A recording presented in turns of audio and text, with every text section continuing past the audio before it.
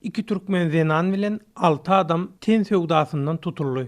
Türkiýede Dardanýel Bogozynyň ýanynaky Çanakkale welaýatynyň Gökçe ady etrawyna jandarm güýçleriniň ten sewdasyna garşy gurulan operasiýasyna iki sansy türkmenstanly jemi 9 adam göz atsan alındy. Türk telekanallaryna görkezlen we Türk medpuwatynda hem çap edilen habarlarda beýan edilişine görä, Türkiýanyň Çanakkale welaýatynyň jandarm güýçleri daşary urtly zenanlaryň Istanbuldan Gökçe ady etrawynyň merkezine we owalaryna getirilip, olaryň ten sewdasynyň gurnalýanyny anyklandan soň 12 saniyede şol wagtyň özüne geçiren operasiýasyna 9 sany güman edilýäni ele salypdyr. Türkiýanyň köp tirajly Hürriyet gazetiniň ýazmagyna görä, Türk jandarm güýçleri tarapyndan operasiýa gurnalan öýlerde geçirilen barlyklarda 7 sany mobil telefonu bilen 8650 türk lirasy ýagny 2300 Amerikan dollaryna barabar nagyt pul tapylypdyr. Türkiýanyň haberler.com internet neşri bolsa, ten sewdasyna garşy gurnalan operasiýada göz astyna alynan 2 sany türkmenstanly zenan bilen 6 sany türkün Gökçe ada gazetine tapşyrylandygyny bildirýär.